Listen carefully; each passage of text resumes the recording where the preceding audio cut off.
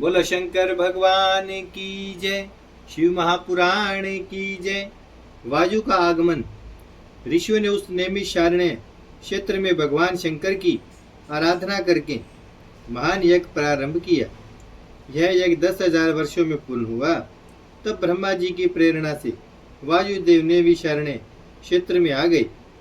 ऋषियों ने वायुदेव को आसन देकर उनका अभिनंदन किया। वायुदेव बोले, हे ऋषियों, आप लोगों के इस यज्ञ में कोई अड़चन तो नहीं आ रही है।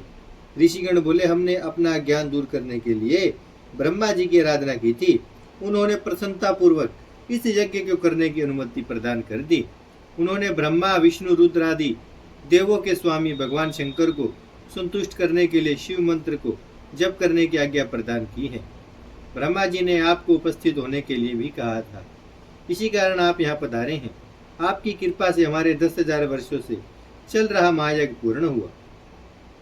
शिव भक्ति का वर्णन। ऋषि पूछने लगे, हे वायुदेव, ब्रह्मा जी ने किस प्रकार आपको शिव ज्ञान का उपदेश दिया? वायुदेव ने उत्तर दिया, हे ऋषियों, जब 31वां श्वेत रूप नाम का कल्प लगा, तब ब्रह्मांड की रचना हेतु ब्रह्मा जी ने शिव जी को प्रसन्न करने के लिए कठोर तपस्या की। उनके द्वारा संतुष्ट होने पर भगवान शंकर प्रकट होकर ब्रह्मा जी को ब्रह्म ज्ञान का उपदेश देने लगे। मैंने जो पशुपति संज्ञक ज्ञान प्राप्त किया है, सुख प्राप्त करने की इच्छा रखने वालों को उसमें भक्ति रखनी चाहिए। ज्ञान से ही ज्ञान रूपी का अंधकार का नाश होता है। ज्ञान ही वस्तु विनाशक है। जीव ज्ञान चेतन है, प्रकृति माया है और माया से युक्त मूल कर्म का संबंध रखने वाला पुरुष है। इन दोनों के प्रेरक शिव शंकर हैं। माया तो महेश्वर की शक्ति मानी जाती है। माया रूपी यह शरीर स्वयं शिव जी का बनाया हुआ है। जीव अपने कर्मों के फल भोगने के लिए ही सर्वव्यापी माया से आच्छादित रहता है। माया के समाप्त होने पर जीव भी मुक्त हो जाता है। यह जीवात्मा ज्ञानहीन होकर परमेश्वर की प्रेरणा पाकर सुख दुख भोगने हेतु स्वर्ग व नरक में जाता है। ऋषि बोले, हे वायु देवता, इन पशुपाश के स्वामी कौन है? वायुदेव ने उत्तर दिया, इसके स्वामी परमेश्वर हैं। यह सर्वव्यापक होने के कारण सब जगह निवास करते हैं। ईश्वर से प्रेरणा पाकर ही जीव कर्तव्य के रूप में प्रकाशित होता है। परमात्मा ही करता है।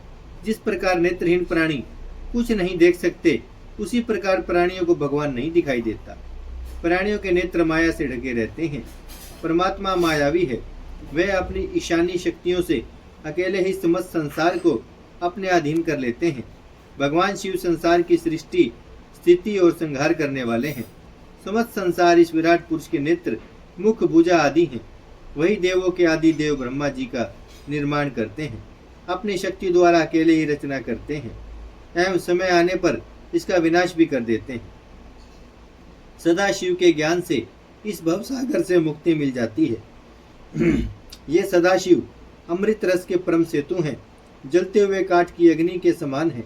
परम ब्रह्म परमात्मा शिव जी के ज्ञान से ही मुक्ति मिलती है। ऋषि बोले, हे वायुदेव, यह संसार किसके अधीन होकर चलता है?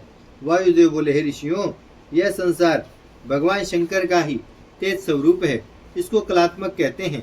ईश्वर की इच्छा से ही यह पूरे संसार का विनाशक है। यह अपनी ही शक्ति से त्रिलोकी पर अखंड राज्य करता है। शिव शक्ति से यह भी सबको इच्छित सुख का फल प्रदान करने वाला है। जिस प्रकार समयानुसार मेघ जल बरसाते हैं, सूर्य की किरणें संसार को तप्त करती हैं, खेतों में अन्न उत्पन्न होता है, उसी प्रकार काल भगवान शिव शक्ति द्वारा संसार को जीवन देता हुआ कारण बन रहा है। उसी प्रकार काल भगवान शिव शक्ति द्वारा संसार को जीवन देता हुआ कारण बन रहा है। जो प्राणी इस काल के तत्व को जान लेते हैं, वे ही परमेश्वर शिव के दर्शन पाने में सफल रहते हैं। बोलो शंकर भगवान की जय।